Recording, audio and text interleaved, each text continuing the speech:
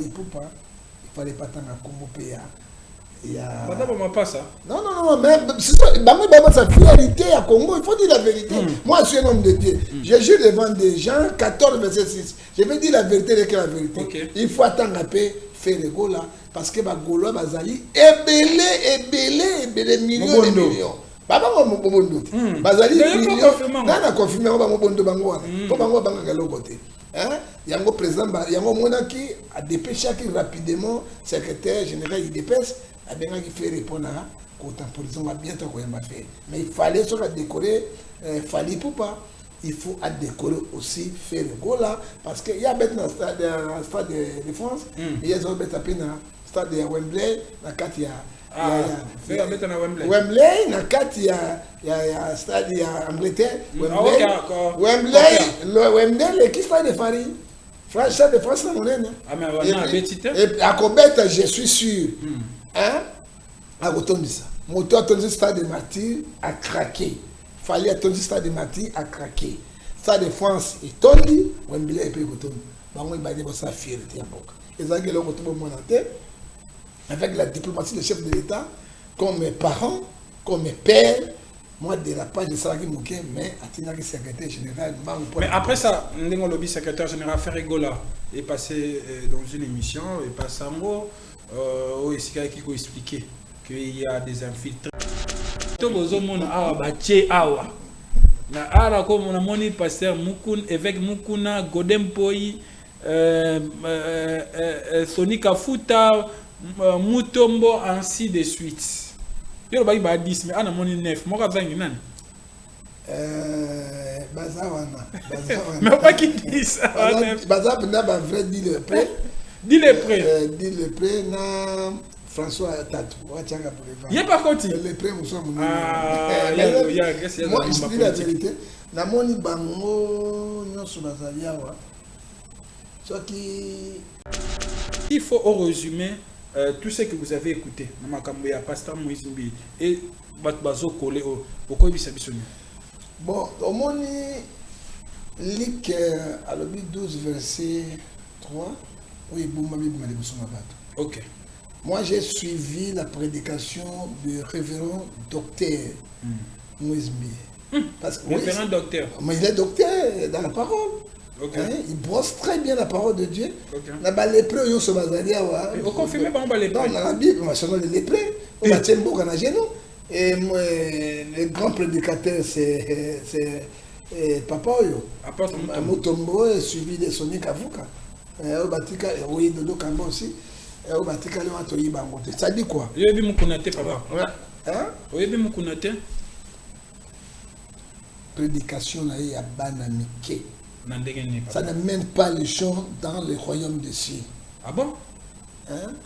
Papa Mokuna n'a jamais prêché sur la repentance. Joël chapitre 2, verset 12. Il n'a jamais touché la crainte de Dieu.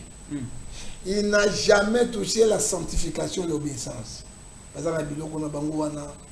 So salibo inzambia kubumayo mais mutakoyo kandilobe kubang c'est monté mandé. Ça dit quoi? Moïse Mbiye, il n'est pas contre la constitution ni qu'on change la constitution. Okay. Il faut bien interpréter Logo Moutalobi. Je ne suis pas le porte-parole à Moïse Mbiye. Mais j'ai dit les choses qui sont réelles. Okay. Parce que nous ne défendra pas valeur. Okay. Depuis qu'Allah ne défendra pas valeur. Okay. Moïse Mbiye a lobby toujours quand la constitution parce que quoi n'est wana koshine yewana playa pulumbe yewana ya pelengendo ye hein et yewana alors les lépreux déjà ba récupérer yango ndenge basaki na Kabila Moïse Mbiye atanga ikombo ya mutu te pourquoi bazali agité. Et puis Moïse Mbiye o batie bo ezaki Kabila na bango mais atiaki pe mutu na film tabi ce sont les cas de les lépreux. Mais alors que ça Moïse Mbiye quand les lépreux il faut aller dans la Bible, toute écriture comme est inspirée par Dieu. C'est Luc 17, verset 12 à 19. Les lépreux vont écouter la Jésus. Alors, moi, je dis à l'objet, chaque temps, Ce sont les 10 lépreux oyo bakosa Kabila. Nazalaki ba complot nyonso Kabila sala qui je dis bien pour déstabiliser Congo démocratique. Moi j'aime mon pays hein. Et je n'ai rien bénéficié parce que je savais Kabila il était rwandais. La Goboma bande de complicité. Bazali ba complot ko bomba bato. Ba pasteur pe. Na lobi les lépreux. Bagi na complet pour déstabiliser catholique, ko buka bike ko makamyo sur la population, ba toske population. Hein? Bazaki m'a dit ba terroriste. Moi j'étais là dans toutes ces réunions, je les connais. C'est eux qui va causer Kabila, a dit ouh Kabila. Mobutu a sali 32 ans de pouvoir. Rondoraka, Shiraka, Bapa, Haraka, Oroka, comment vous pouvez mettre toute une nation à genoux à cause de 10 lépreux? Donc on dit Mayango les sous-soutés. Mobutu a sali 32 ans de pouvoir, yo Kabila Nzambe la Kisi Biso. Donc ça 50 ans de pouvoir. C'est pour ça que Bango ba lépreux. Kabila qui sont tétés nango. Basa Nzambe balobi. Kabila les donnait beaucoup d'argent. Parce que ya Kabila na kombo ya ba pasteur nyonso. L'église réveille. Ce sont les frappés. Ce sont les lépreux alliances écologiques sauvages. Ça dit quoi ndundo ya mabe bana na prophète bana ko buka ba ko laisse bana na Israël aleliwa ko yaki. Il faut le prophète intervenir. Bango yo ba se Kabila il faut toucher te yoti kana bokonji libela. Na surprise nanga comme on a les sous kaka ba les preux ba chenda kate ba pas Tshisekedi. Alors s'il faut réagir aux propos on a na landi ya batumi balé to ba na évêque Mukuna qui demande à ce que si réellement Moïse Mbie a traité bango ba lépreux face à s'excuser parce que il y a le cas papa na yemuto aza loka père spirituel ya. So papa ndoki aye oyebiki papa na ngai ndoki alinga bomangai asanga mari il faut na que chez lui na ye. Nani ndoki? Tena pesi na pengi ndoki te. Na lobi na informé. Hein? Moïse Mbie a ko s'excuser na bango te. Et là on va ça Moïse Mbie a kei, je vais appeler Moïse Mbie, ba on voter. Ba continuer à kai ba les prêts. Moïse Mbie n'est pas là.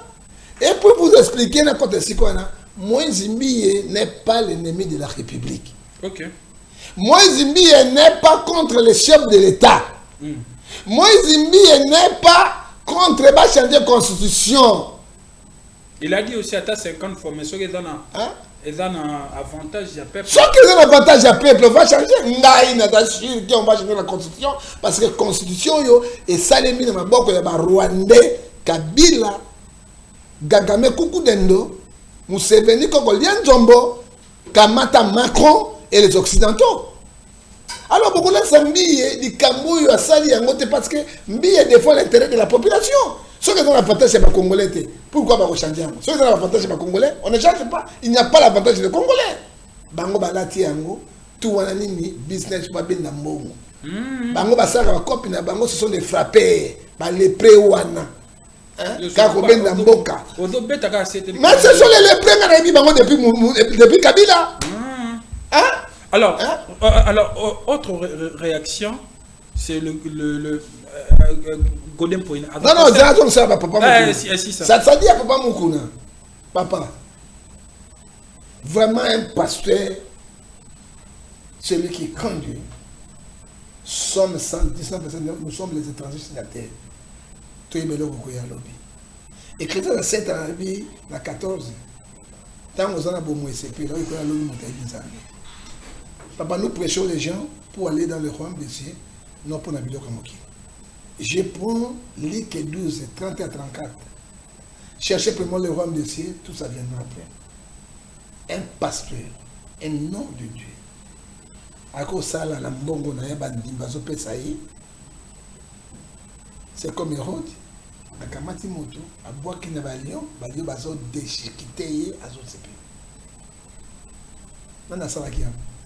C'était son ikafuta. Abimisi mbongo na ba boxer, ali ba betani malonjo et bimi pesi mbongo. Ce sont les criminels spirituels. Un pasteur qui craint Dieu, qui marche conformément à la volonté de Dieu. Et la Bible nous confirme, mes chers frères et sœurs, Philippiens chapitre 3, verset 17 à 18. Soyez mes imitateurs. Alors quand on a un match de football, comme le président de football, c'est un fétiche. Évêque Moukouna, lui il est là en tête. Il y a des gens qui considèrent bâtonner, background et puis et puis dès là c'est parti politique dans l'église. Oh, il a les partis politiques, il est là à cause du parti politique. Qu'est-ce qu'il cherche? Comment on a ces catholiques, on a bien se proclamer à Lukaba, Lukaba député, Lukaba sénateur, Lukaba présidence. Est-ce que c'est normal? Nous sommes les imitateurs. Zambé Bengibi pour les rois de Dieu, pour préparer les âmes perdues, ce que dit la Bible. Hébreux 13, verset. Moïse du Congo, spirituel, pour la libération des lépreux. C'est lui le libérateur. C'est lui. Alors, bino tu voyez, vous fumez le dossier, ils allaient sans objet. Si quand bino lobi Eliane a soparabazemi, alors on a rabazemi.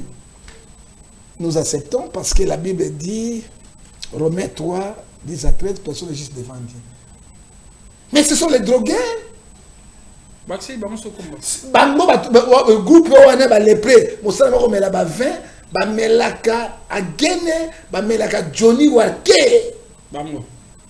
So ko ba biro na bango yo so batia na biro na bango batia mbeto de coussins. So anje mosala la kawana. Mais à quoi là il a moyen mo. Des coussins te. Il faut moko des coussins na la kawana anje. C'est quoi? Non! Si comme nous avons accusé, on va avorter combien? Va avorter combien? Si un bateau conforté, va avorter, un scandale dans l'église. Au Romains 16, verset 16 à 17, il vient à l'église pour faire des scandales. Voilà. Ce sont des faussaires. Voilà, on va clore avec ces sujets. Mais les Kamoussus, nous n'avons bien n'a jamais rien fait du mal. Bien attendez comment mon tout pourquoi Bazali va agiter pour eux. Très bien. Alors, les Kamoussus, nous avons les réseaux sociaux depuis le lobby et la mouki pena makasi. Babio Moïse Mbi Azar Rwandais. Moïse Birerera. Et là, on a Goloba, toujours la réputation. Musicien congolais Weranson présente ses excuses auprès de Félix Tshisekedi et met en garde certains fans. On a qui a un beau ségoyo. À président, excuse, qu'est-ce que ma fan de Massali? Les fans Bauto, Kolobaba n'importe quoi. Non, mon maman Ngoulou.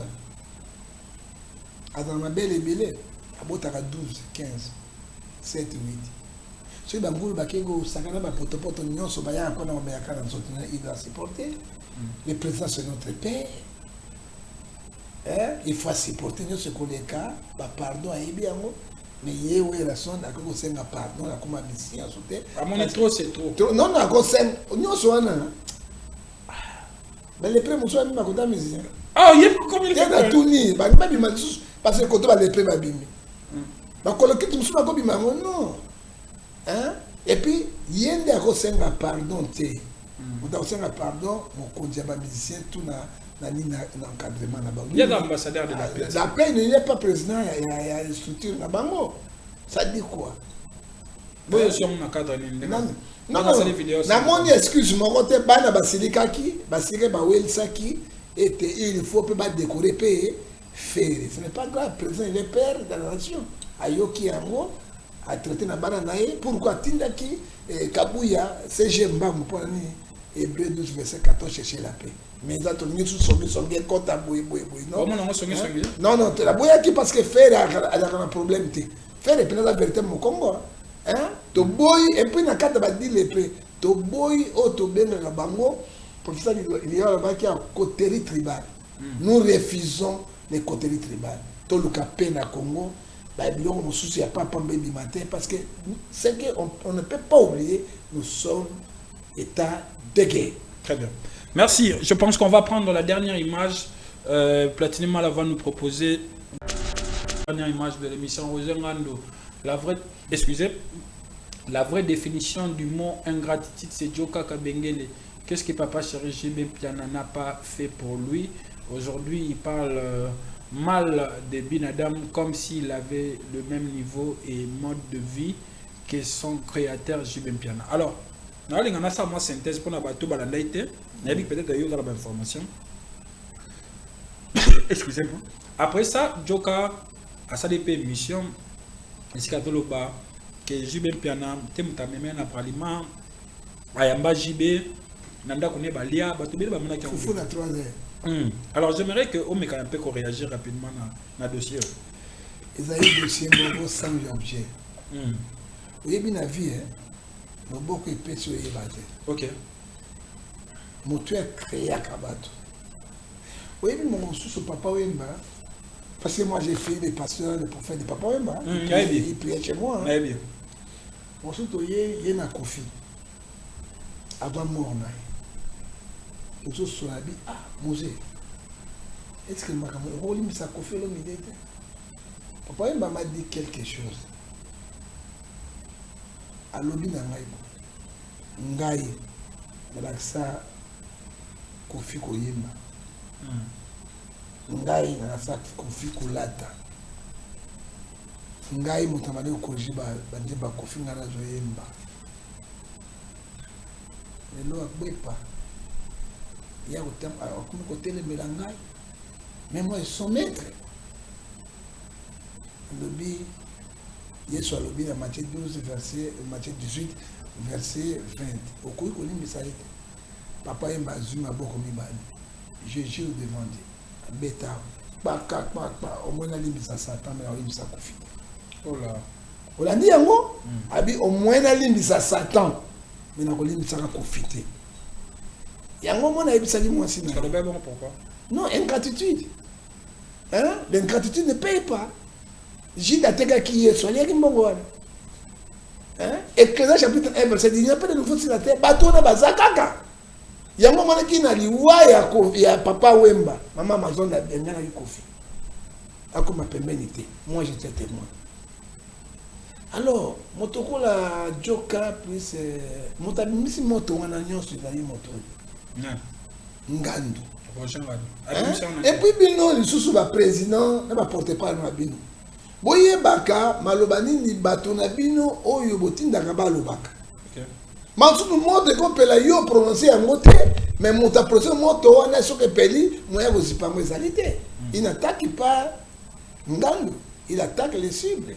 Mpona nga soki JB Piana na période wana ayaki pane bazomela ba whisky bazolia fufu, est-ce que soki na basani likambo te siko soki boswani il faut bimisa yango, c'est la bassesse. Oh JB pe asala na ye ye alobi yango parce que JB c'est un patron. Hein? Bangando puis bon ça maloba na bango, baza partout na l'église songolo, ils sont partout. Quand la Babylone on a bango wana. Les gens na zo sambole. JB ne parle pas, c'est JB. Parce que bato bazo yoka mauvaise réputation na ye. Ah dia ka fufu. Na 3e amela ka ba ve. Et puis ça c'est grave dans baké na ba minière à mikier ba neko beta bango ba makiki mama kembetse baza vivant. Il peut aussi l'utiliser pour la viol. Hein? C'est comme vie à JP vous a bien dit. Ça dit quoi? La Bible me dit, Proverbe 10 verset 12. La haine excède les querelles, l'amour couvre toutes les fautes. Et là, comme on souboye, ce sont les grands, les vieux, entre bango, sans ma porte-parole. On a la joie avant ça des martyrs. Ça des martyrs, non? Il y a les prêts, il y a musicien. Na kena ibise na bi ah mais Moïse Mbi docteur de la loi, libérateur spirituel, révérend pasteur, abeti tene kokina note abeti musique kinaye mort abimité. Écoutez-moi frère, morte mutazokite c'est que comme il tourne yo no ya biso. Avec il faut faire beaucoup d'attention, il y aura des morts.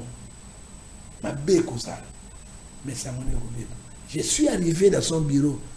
Il y a un conseil en beau.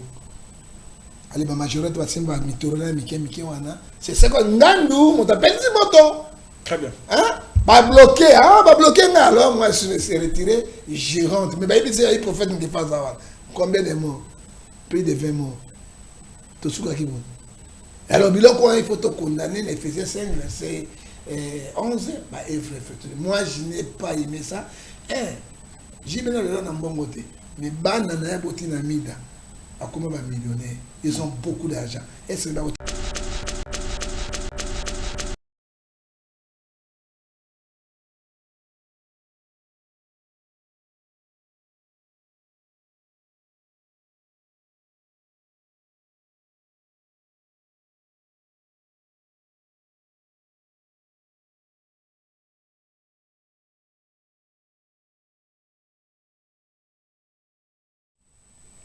John F. Kennedy a dit un jour, le courage est un flamboyant mélange de triomphe. Un homme doit faire ce devoir, quelles que soient les conséquences et les risques qu'il subit. C'est la base de ce qu'on appelle moralité. Chers téléspectateurs, c'est avec plaisir que je me retrouve encore une fois devant vous pour essayer un peu de parler aujourd'hui spécialement de l'actualité sur les réseaux sociaux. Parce que je reçois un homme de Dieu. Lui, il n'a pas sa bouche dans la poche et il dit souvent la vérité, rien que la vérité. Aujourd'hui sera mon invité, je l'ai déjà reçu une fois, aujourd'hui c'est pour la deuxième fois qu'il soit mon invité et ça sera avec plaisir et avec un cœur ouvert qu'on va parler avec lui. Il s'appelle le prophète Ngefa Motonanzambe, à qui j'ai dit bonjour et bienvenue Motonanzambe. Bonjour, le journaliste Kolo Apambolayo. Ecclésiaste 8, verset 8, Nkolo Azaï Kolobaïte, Moutami tout à tolo na Bomoinaïte pour Mokolo Pimezaï. Et puis pas au Yébisu de Zoro Pièce à Sogi Namba Dimite et Bosimbate. Bato Mingi, le journaliste Balala qui peut Balamukite. Mais Sogi Nano Tolamukite, l'autre du Pima Omo, et tout ça, gloire l'honneur avec Dieu. Kolo Apambolayo. Merci beaucoup, Amen. Alors, Motonanzambe, au que tant le Bible déjà boulé. Bato msuso bayo kitala bia ba pasteur ba honte ba bo mamboka ninge yo monela na ba langage we kumolo ba mama mingi vraiment na ke bato na ba na raison que le lobby no ba sali na Nzambe boza so na droit chamete ndiko tolobaki likambo banda kalati c'est la spiritualité qui domine physique. OK. Tout le monde a retourné à la réunion de Salemaka. Et qui sont les hommes de Dieu? Hébreux 13 et 17, le Bible Kabango. Parce que Bango va rendre compte et pas en Zambie. Il prend votre âme pour dire adieu. Mais sur le Bango va continuer à Pelengendo. Va continuer à Poloso. Va continuer à Kanyo Kotobi, copie. Et c'est fini. Hein? Et là, nous avons beaucoup d'otages, c'est la spiritualité. Parce que nous ne marchons pas conformément à la volonté de Dieu. C'est quoi la volonté de Dieu? Mais craindre de Dieu, dit la vérité. Défendre la République, dit au chef les choses qui sont réelles et dans la vérité sincère, parce que Jean 14,6, Jésus-Christ est le chemin, la vie et la vérité. Il n'y a pas la vérité. S'il n'y a pas la vérité, c'est Satan qui domine, toujours l'escroquerie avec les mensonges. Que dit la Bible, Jean 8 et 44? Les pères de mensonges, c'est le diable. Hein? Les bouches, ils n'ont pas bango et tout le lokuta. Il y a toujours souffert dans le monde. Il y a Mikolo Ebi. Naïbi, on le dit les prêts. Mais dans la quantité. Dans la quantité, dit les prêts. Dans la quantité, ce sont les prêts. 10, ce sont les 10 replays. Et puis, pasteur Moïse Mbi, révérend. Tu comment on a été là?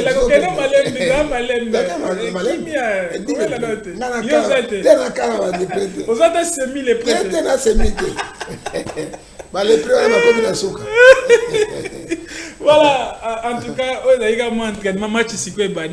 on va nous balancer les images ici. Après, Toko, Dozonga pour que tu sois là, na Motonanzambe, prophète Ngefa. Non, mais avant tout, Banda, il y a une bonne il y a Denis Lessi, le prophète. Non, Denis Lessi, il y a Poto, il y a France. Santé là bien. Bosola n'est quand. Tosola quand on a été en Zoï matin à l'air qui a Koufaki, à moi aussi. Moi, on a mes condoléances. Nous sommes ensemble. Ok. On va mettre très bien. Merci beaucoup. Prophète Ngefa, alors, notre DT va nous balancer les images. Platini Maloa, la première image, s'il te plaît, pour que Toko Bamakambeza Minen. Conférence de presse. Il y a le président de la République. Makambebele Outia. La conférence de presse, c'est là où il y aurait été. Tant que mon salut n'a pas oyebi Congo eza mboka moko mboka elingi Congo elingi kolandela makambo mingi koleka et pourtant toza na guerre hein guerre esili nano te tobebisa mayele na biso te moko tokorécupere territoire mobimba po bien tozorécupere mpe tozongela bapolémique awa eloko na retinaki ya makasi ezali likambo ya fali mais président tolobi boye président aza moto omoni omet 3 13 elobi 10 à 13 personne est juste devant Dieu eloko autour ya moto mwa erreur mpe mwa dérapage ezangaka soki président atangaki fali akodécorer soki président atangaki Werason atangaki JB Pane atangaki Kofi Olomide epe atangi Nyoka Lomo soki abosanaki kotanga faire sa polémique te et ça là déjà ça déjà polémique ça dit quoi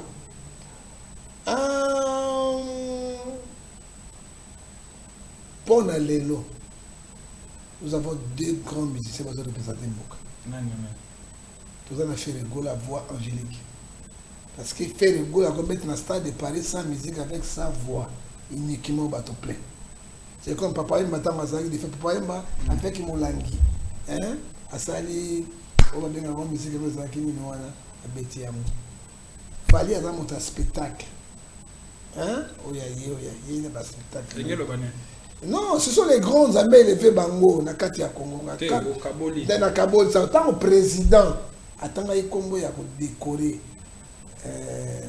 fallait poupa il fallait pas tant à combo pa madame m'a pas ça non mais sa fierté à Congo il faut dire la vérité moi je suis un homme de Dieu je jure devant des gens 14 verset 6 je vais dire la vérité que la vérité il faut attendre un peu faire le go là parce que ba golo bazali ebele millions de millions baba mo bobondo bazali millions na confirmer ba mo bondo bango wana po bango banga galo côté hein yango président yango monaki a dépêché rapidement secrétaire général IDPS a bien qui fait répondre à contemporisation bientôt qu'on va faire mais il fallait sur la décorer fallait pour pas il faut à décorer aussi faire le go là parce que il y a bête dans le stade de France il y a bête à peine dans stade de Wembley na kati ya Wembley na kati ya stade ya Angleterre Wembley l'équipe stade de Paris France de France na monene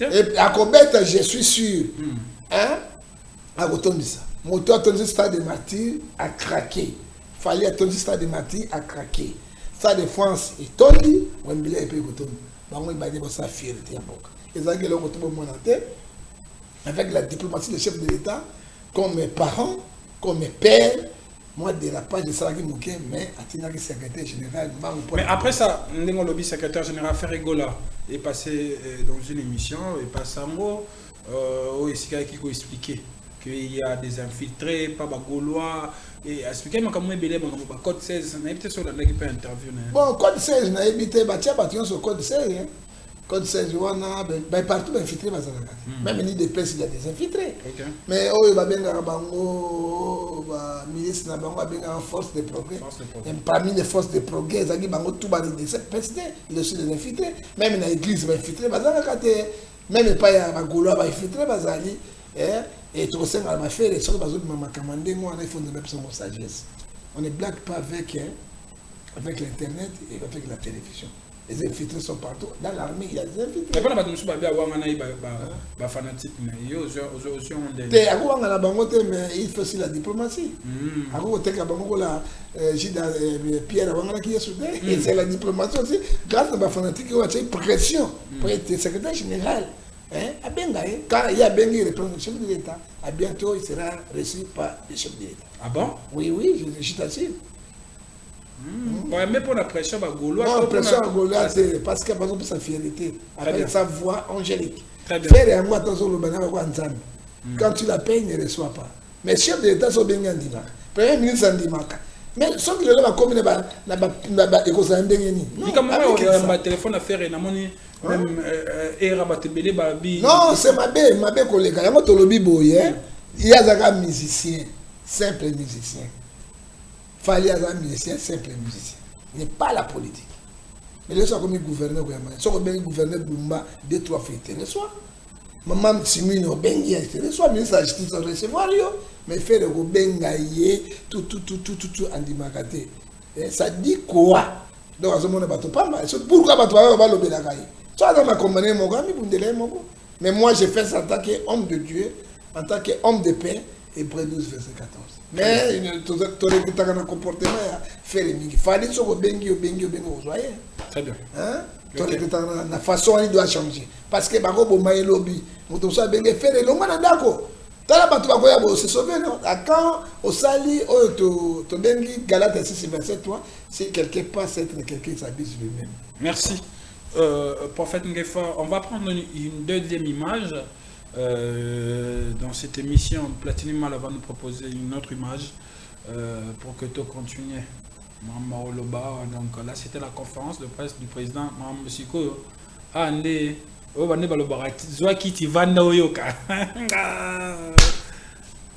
Prince Epenge de Lepré, ils boivent du vin, ils parlent politique, ils ne délivrent plus personne.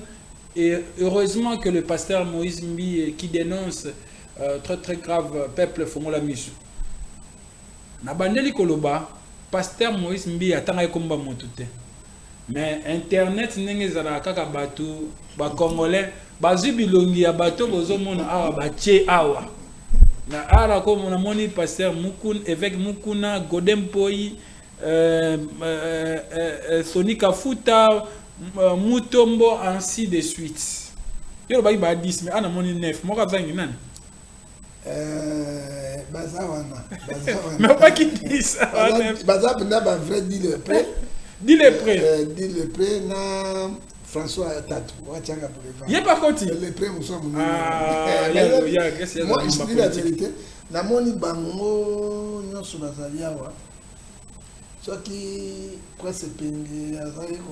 d'abord, la question qu'on a posée sur le propos du pasteur Moïse Mbi. Est-ce que c'était visé à viser Batoyo? Le pasteur de Moïse Mbi aujourd'hui est interprété comme Azoboya changement de constitution.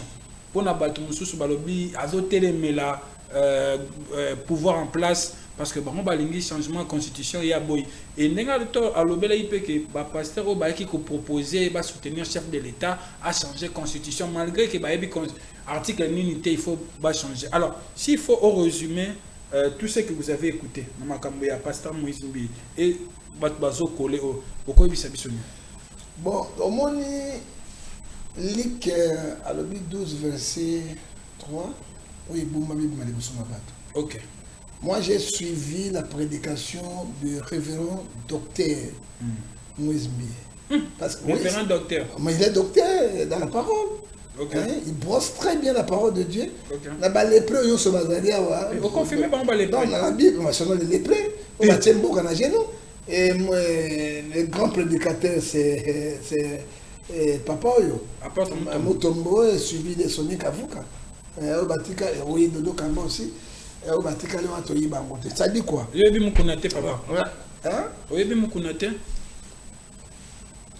Prédication à Banamike. Ça n'amène pas les gens dans le royaume des cieux. Ah bon? Hein? Papa Mokuna n'a jamais prêché sur la repentance. Joël chapitre 2, verset 12. Il n'a jamais touché la crainte de Dieu. Il n'a jamais touché la sanctification et l'obéissance. Parce que so salibo nzambia kubumayo mais mutakoyo kanilo be ku bank c'est motema ndenge. Ça dit quoi? Moïse Mbi il n'est pas contre la constitution ni qu'on changer la constitution. Okay. Il faut bien interpréter logo mutalobi. Je ne suis pas le porte-parole à Moïse Mbi. Mais j'ai dit les choses qui sont réelles. Okay. Parce que n'a défendra ma valeur. Okay. Depuis qu'Allah n'a défendra ma valeur. Okay. Moïse Mbi a lobby toujours quand la constitution parce que quoi koshine yewana playa pulumbe yewana ya pelengendo ye et yewana alors les lépreux déjà ba récupérer yango ndenge basaki na Kabila. Moïse Mbi atanga ikombo ya mutu te pourquoi bazali agité Et puis moi, Zimbi, on va tirer pour les gens qui ont mais à tirer pour mon film, ce sont les cas de l'épée. Mais, et donc, les gens moi, Zimbi, quand de l'épée, il faut aller au Bayango, dans la Bible, toute écriture, comme il y a dans Zambé, est inspirée par Dieu. C'est Luc 17, verset 12 à 19. Bah, l'épée, bah, il y a Jésus. Pour bah, bien qu'il peut passer. Alors, moi, Zimbi, à lobby, chaque temps, ce sont les 10 lépreux oyo bakosa Kabila. Nazalaki na complot nyonso Kabila sala qui je dis bien pour déstabiliser Congo démocratique. Moi j'aime mon pays hein, et je n'ai rien bénéficié parce que je savais Kabila était rwandais. Nako boma bande konanga te complicité. Bazali na ba complot ko boma bato pasteur peu. Na lobi les lépreux. Bagi na complet pour déstabiliser catholique, ko buka bike ko makamoyo sur la population, ba tosker population. Hein? Bazaki m'a dit ba terroriste. Moi j'étais là dans toutes ces réunions, je les connais. C'est eux qui va causer Kabila, dit ouh Kabila. Mobutu a sali 32 ans de pouvoir. Rondora Kashira Kabapa Haraka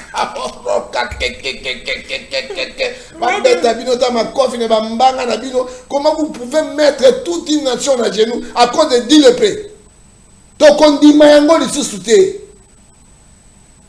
Mobutu a sali 32 ans de pouvoir. Yo Kabila Nzambe la Kisibiso. Donc ça 50 ans de pouvoir. C'est pour ça que Bango ba lépreux. Kabila ça qui sont tétés nango. Basa Nzambe balobi. Kabila les donnait beaucoup d'argent. Parce que ya Kabila na kombo ya ba pasteur nyonso. L'église réveille. Ce sont les frappés. Ce sont les lépreux alliances coloquites sauvages.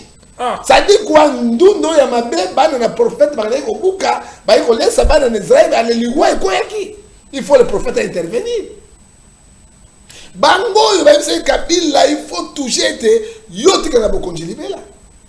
Na surprise nanga comme on a les sous kaka ba lépreux ba chenda kate ba pas tseki. Alors s'il faut réagir aux propos on a na landi ya batumi balé to ba na évêque mukuna qui demande à ce que si réellement Moïse Mbiye a traité bango ba lépreux face à s'excuser parce que ya za loka papa na yé muto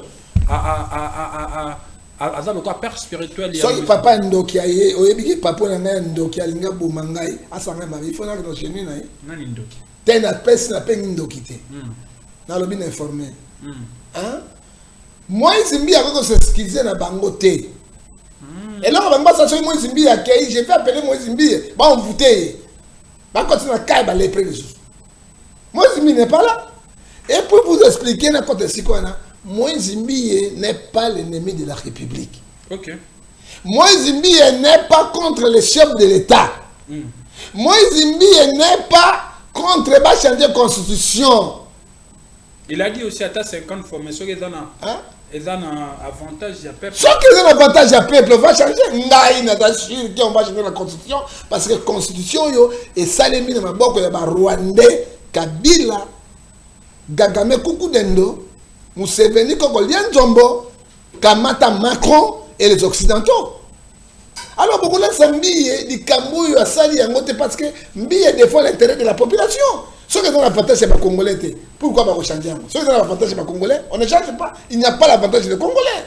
Bango Balati Yango, tout Wananini, business, Babin Nambongo. Bango Basara, Kopina, Bango, ce sont des frappés, les pré-wana. Mais ce sont les lépreux depuis Kabila. Hein? Alors, autre réaction, c'est le Godem Point. Non, ça va, papa. Ça dit à papa Moukouna. Papa, vraiment un pasteur, celui qui conduit, nous sommes 119%, nous sommes les étrangers signataires. Et chrétien dans 7 ans, dans 14 tant que nous avons papa, nous prêchons les gens pour aller dans le royaume des cieux, non pour Nabilo Kamoki. Je prends Luc 12, 30 à 34. Cherchez premièrement le royaume des cieux, tout ça viendra après. Un pasteur, un nom de Dieu, ako sala na mbongo na ya bandimba zo pesa yi. C'est comme Hérode. Akamati moto, abwaki na balion bazo déchiqueté ye azo sepe. Nana sala ki am. C'était son dikafuta. Abimisi mbongo na ba boxer ali ba betani ma lonjo et bimi pesi mbongo. Ce sont les criminels spirituels. Un pasteur qui craint Dieu, qui marche conformément à la volonté de Dieu.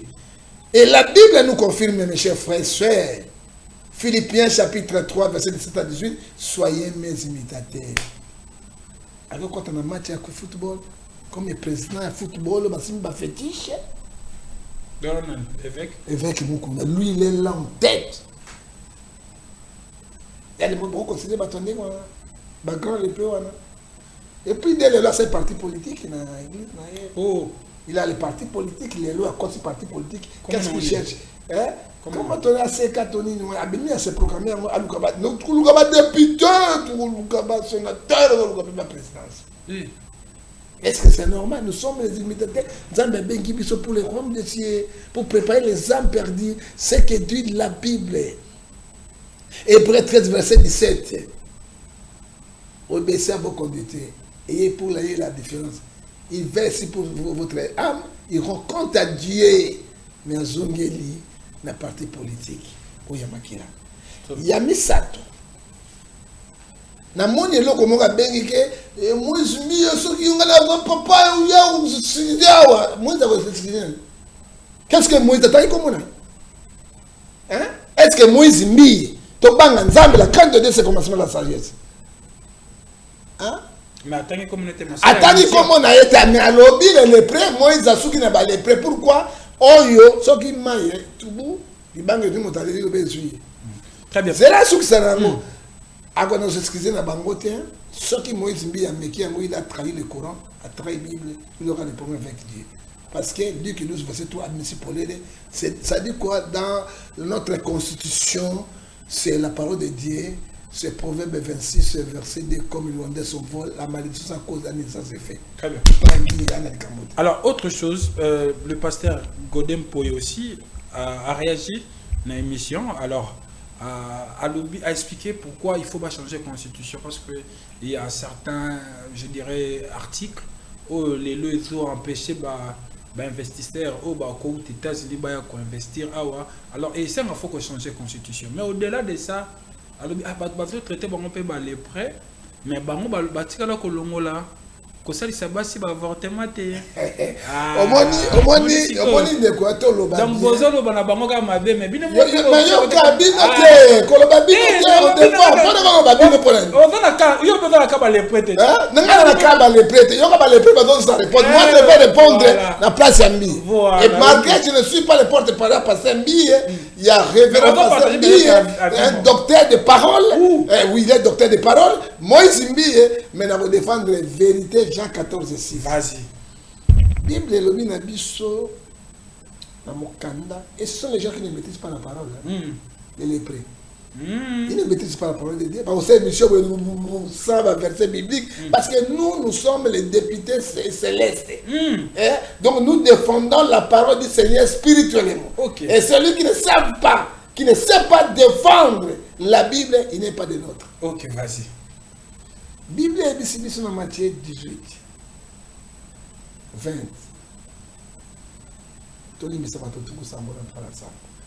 Ce qui Moïse Mbi, révérend Moïse Mbi, docteur de la parole. Moi, je suis Moïse Mbi, pardon. Moi, je suis on a fait cette inspiration pour la délivrance spirituelle et les prix. Tout ça, l'indépendance. Ok. Tout ça, l'indépendance, tout ça, à moi, c'est 3-3, des hommes ne marchent ensemble, être convaincus. D'accord, vas-y, réponds à la mission. Alors, Aye Koloba, le Kambo et Lobi Wanan, elle a dit injure. Il a insecté son frère. Il a fini. Non, non, fini, il peut crochat. Il a fini l'avortement. Pourquoi Alimbisa qui était, ou bien il applique la parole du Seigneur, Matthieu 18, à Bengi 15 à 16. Ah, il y a Kanam, Leki, moi. pour que le bagi makamba. Ce qui est cimetière, à ça aussi les prêts moussous. Parce que ce cimetière le bipolé. La Bible interdit. 1 Pierre chapitre 3, verset 9. Les injures sont condamnables devant Dieu, devant les hommes. Mbi a fini mon totem. Pourquoi ça faut s'agiter? Mais fait. Non, Sony peut attendre à ça. Dans le lobby, Babette peut Sony, Bassai peut Sony, Babette 12. C'est là que confrère de presse Nabi, désormais la longue parmi les lépreux. Il faut que ça. Sony a bien la longue parmi les lépreux parce que Babette peut 12. Non, Soana, 1 Timothée 6 verset 10, l'amour d'argent. Il faut dire la vérité. Ils n'aiment pas les chefs de l'État, ils sont venus chercher l'argent. Ce sont les commerçants. Il faut les dénoncer. Ok? Alors, ok. À 12. Il n'y a pas de les prêts. C'est quoi? Il faut plus de limite, ça y est. Il faut pas chrétien de mon limite. C'est le bien le mot les prêts. Hein? D'ambassade. Pas mettre 12. Et, au second moment, si quand ok, na tato, à ça là qui est en route, oui, la Bible me dit, Ecclésiaste chapitre 7, verset 1, 2, la bonne réputation, c'est comme un parfait de bonne odeur. Hein? Et la Bible peut s'y sous son Ecclésiaste 10, 20. Alors, bien, la Bible soit été. Alors, bien, tout ce qui est rabattu, c'est que les invités. Ce que tu as dit, c'est Eliane. Yamna comment dossier n'est la moukière. Bakamati Eliane Azali, moi na libebi. Eliane Azali, Otobengi Esaïe 30, verset 1, moi na un enfant rebelle pour lui qui mit les péchés sur péché. Eliane Alukaki,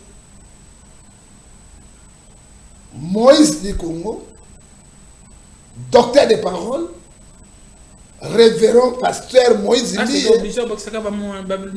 Non. Pendant nini a déstabilisé ce qui est Mabangi a sombelaye bandako a payé 200 300 000 $. L'amour d'argent mon frère. Intimité parce que dossier il y a attends tokenaye. Quand nous prenons Somme 5 verset 15, ne touchez pas mais ne faites pas mais il y en a fait ça pour l'amour de l'argent. Hein? C'est que ce qui bon. Ce que les caméliens ici là. Il y en a qui naïe. Justice de Pessi, révérend docteur de la parole, Moïse du Congo, spirituel, pour la libération des lépreux. C'est lui le libérateur, c'est lui. Alors, Bino, tu vois, vous fumez le dossier, ils allaient sans objet. Si quand Bino, Eliane a soparabazemi, alors nous acceptons parce que la Bible dit, Romains 3, 10 à 13, personne n'est juste devant Dieu. Mais ce sont les drogués. Le groupe est lépreux. Je vais 20, bamelaka agene, bamelaka Johnny Wake.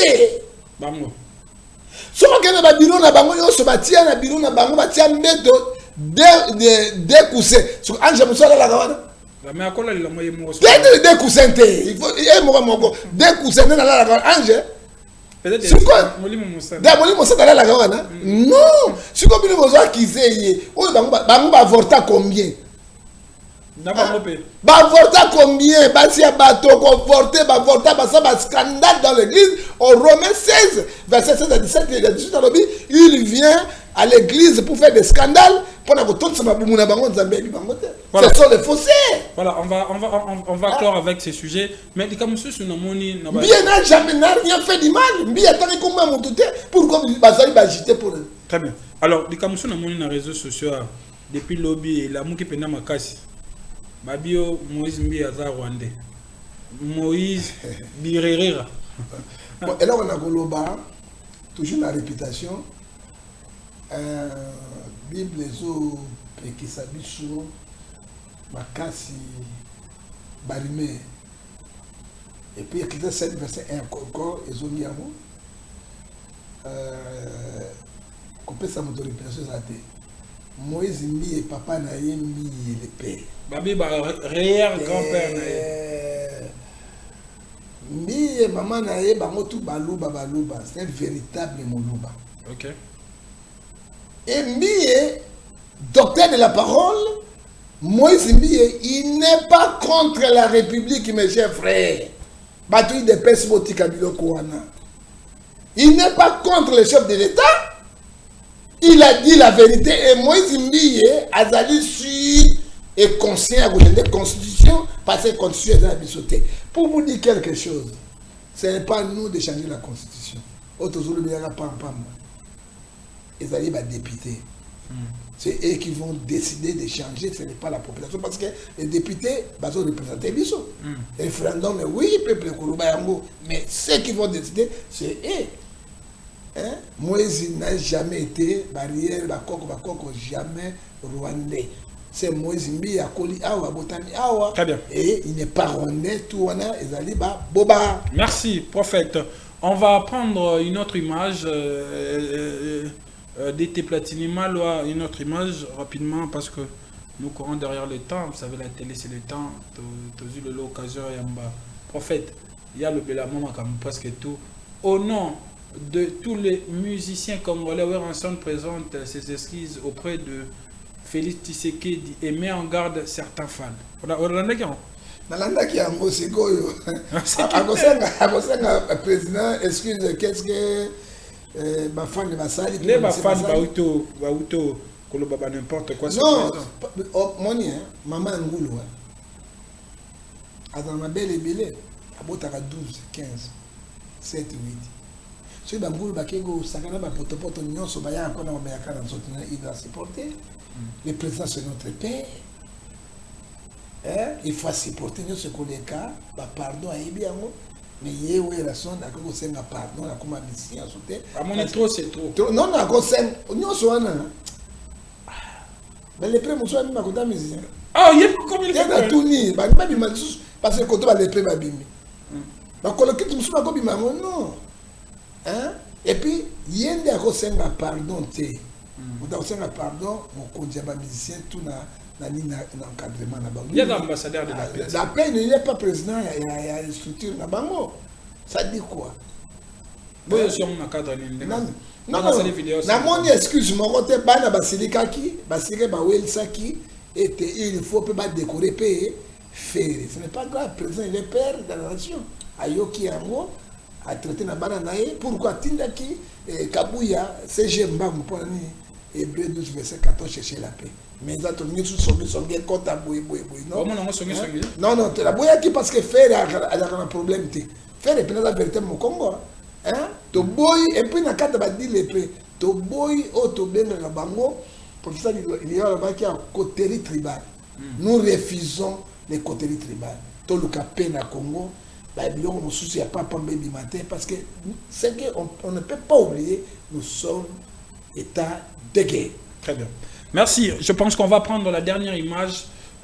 Platinum va nous proposer de cette émission pour que tu aussi savoir. Là c'est la dernière image de l'émission Rosengando. La vraie définition du mot ingratitude, c'est Joka Kabengele. Qu'est-ce que Papa Chéri JB Mpiana n'a pas fait pour lui? Aujourd'hui, il parle mal de Binadam comme s'il avait le même niveau et mode de vie que son créateur JB Mpiana. Alors, on a ça ma synthèse pour n'abattre balandaïté. Il y a peut-être eu dans l'information. Excusez-moi. Après ça, Joka a sa DP mission. Ainsi qu'à Toloba, que JB Mpiana, Temuta Memena Parlement, Ayamba JB, Nanda Kone Balia, Batubé Bamana qui Foufou na 3 heures. Alors, j'aimerais que Omeka peut réagir rapidement dans le dossier. Ils ont eu dossier sans objet. Oui, bien la vie, mais beaucoup de personnes y battent. Ok. Mon tueur créé à Kabato. Oui, mais mon sous papa Wemba, parce que moi j'ai fait des pasteurs, des prophètes de papa Wemba. Il priait chez moi. Mais bien. Mon sous il y a un Kofi. Avant mort, mon sous sur la vie, ah, Mosé. Est-ce que ma camarade, on lui ça Kofi l'homme il était. Papa Wemba m'a dit quelque chose. Alobi na ngai nalakisa Kofi koyemba ngai nalakisa Kofi kolata ngai moto amali okonji bande bakofi nga nazoyemba lelo akwepa ya kotelemela ngai mais moi son maître lobi Yesu alobi na Matthieu 12 verset Matthieu 18 verset 20 okoki kolimbisa ete papa yemba azwi maboko mibale je jure devant Dieu abeta kpaka omoi nalimbisa Satan mais olimbisa kofi olandi yango abi omoi nalimbisa Satan mais nakolimbisaka kofi te yango mona yebisaki mwasi na pourquoi non, ingratitude. Hein? L'ingratitude ne paye pas. J'ai d'attaquer qui est soigné qui m'envoie. Hein? Ecclésiaste chapitre 1 verset 10, il n'y a pas de nouveau sur la terre. Bateau na bazakaka. Il y a un moment qui n'a liwa ya papa Wemba. Maman Amazon a bien na kofi. Ako ma pénalité. Moi j'étais témoin. Alors, motoko la joka plus motabimisi moto wana nyonso ezali moto. Ngandu. Et puis bino lisusu ba président na ba porte-parole na bino boyebaka maloba nini bato na bino oyo botindaka balobaka masusu moto ekopela yo prononcer yango te mais moto aprononcer moto wana soki epeli moya kozipango ezali te il n'attaque pas ngandu il attaque les cibles mpo na nga soki jibe mpiana na période wana ayaki pane bazomela ba whisky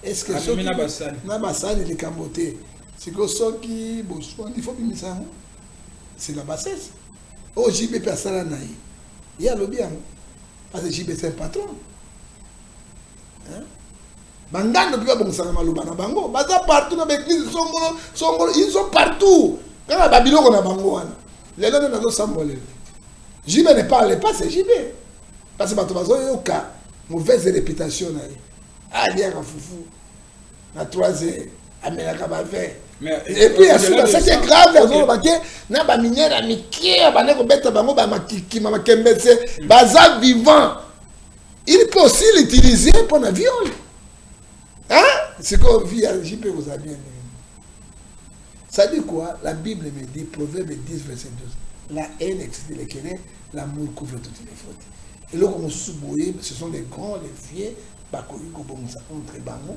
sans baporte-parole nga nazwa ku wana avant ça de martyr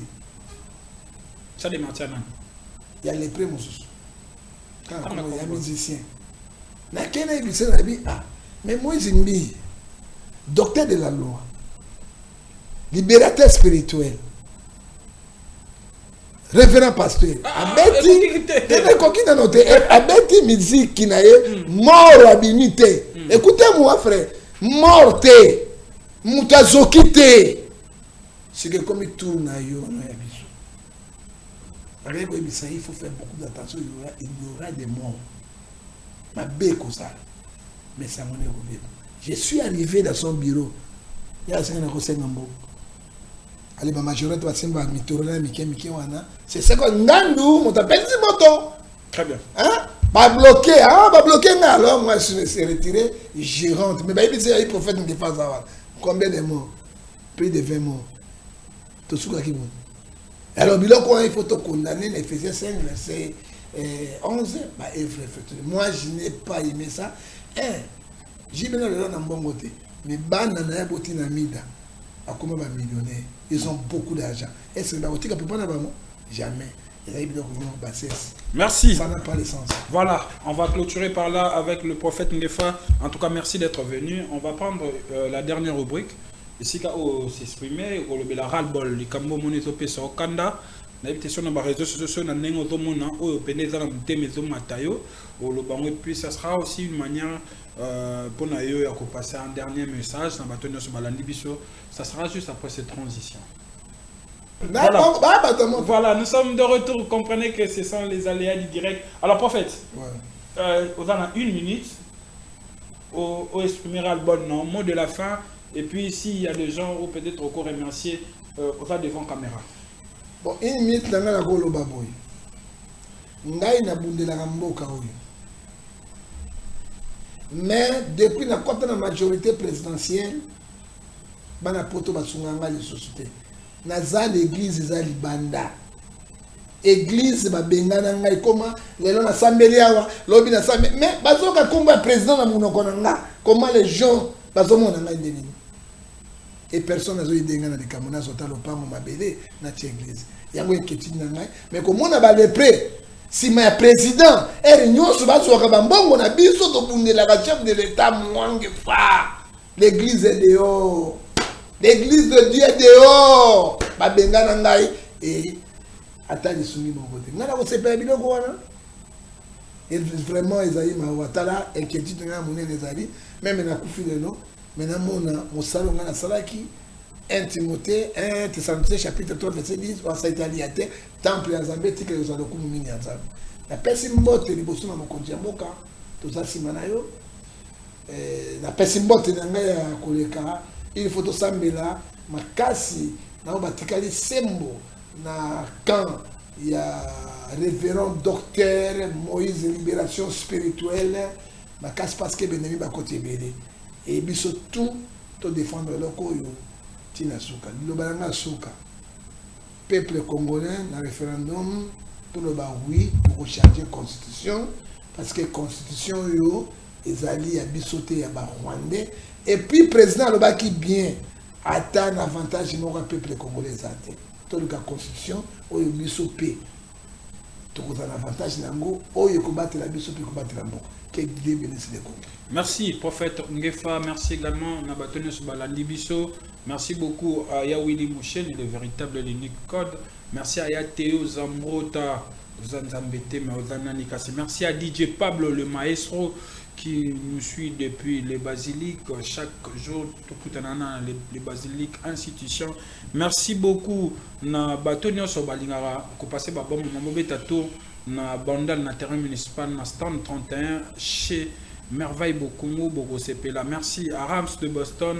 Merci à Binonio Sobaï Bolinga. Landry Baton se retrouve prochainement avec le même plaisir. Allez, bye bye, à très bientôt.